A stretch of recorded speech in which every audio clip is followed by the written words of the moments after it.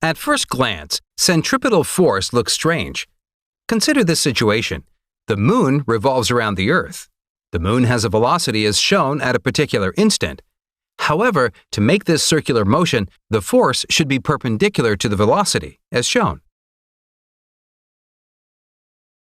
In mechanics, we generally see velocity in the direction of the applied force. Why then is centripetal force perpendicular to the velocity? What is centrifugal force? Let's figure it out with an interesting thought experiment. Consider this tennis ball and assume it's moving on a straight line initially. If you apply force perpendicular to its motion for a short time, the object will deflect, as shown. Its direction changes. Now let's apply the force again, perpendicular to the new direction. The object deflects again.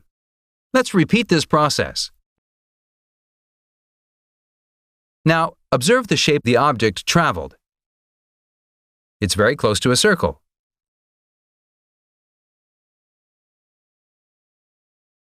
If the time interval of applied force is significantly smaller, you will get a more perfect circle. Which means, if an object is always acted upon with a force perpendicular to its velocity, the object will move in a circle. This force is known as centripetal force.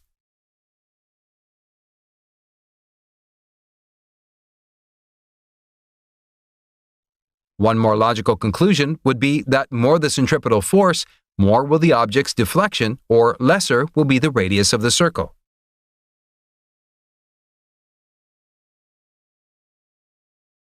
This means, for any circular motion to occur, inward perpendicular force must act upon the object.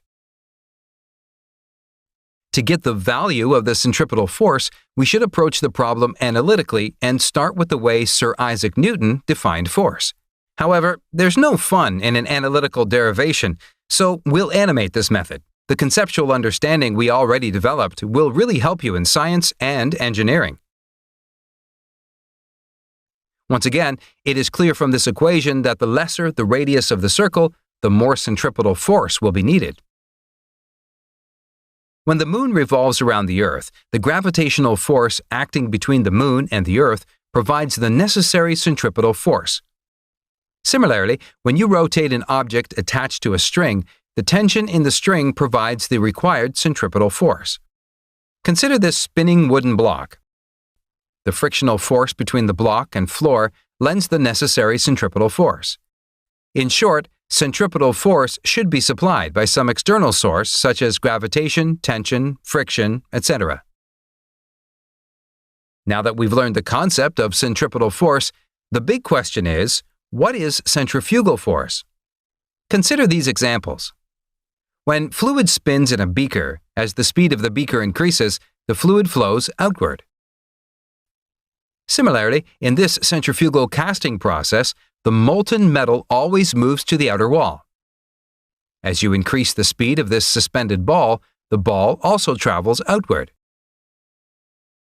Is there any force called a centrifugal force which is acting radially outward on a rotating object to move it outward? Scientifically speaking, there is no such force as a centrifugal force. It's a pseudo-force. A rotating object always needs a force which is radially inward. Centrifugal force is needed in physics only when you analyze the problem rotating along with the object. In this example, since the observer is sitting inside a rotating cabin, the observer has to add a centrifugal force to analyze the problem. It's a pseudo-force added to convert a non-inertial frame of reference to an inertial frame of reference. If the observer is on the ground, there is no need to use such a force. Now, let's analyze the previous examples using the concept of centripetal force we have developed. As you rotate the ball faster, it moves away. The ball needs a centripetal force. The tension of the rope, more specifically the horizontal component of its tension, provides that force. The tension on the ball has one more responsibility. The vertical component of the tension has to balance the weight of the ball. Logically, as the ball rotates faster, the rope's tension should increase to supply the sufficient centripetal force.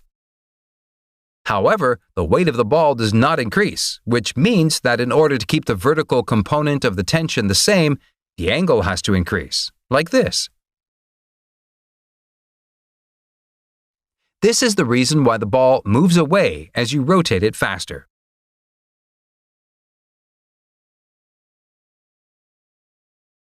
The case of the rotating fluid is slightly different.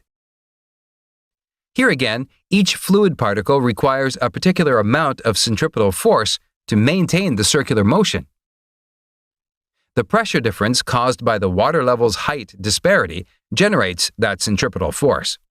The fluid particles at the outer radius obviously need more centripetal force.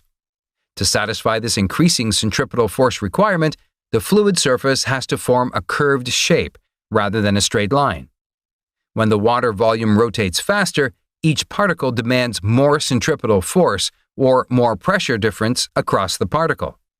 Therefore, the water surface curves more than in the previous case, or you feel like the water is going outward. It's better to avoid using centrifugal force in your scientific or engineering analyses because it's a pseudo-force used only in some special cases. Always work using centripetal force. That's the real force that a rotating object requires.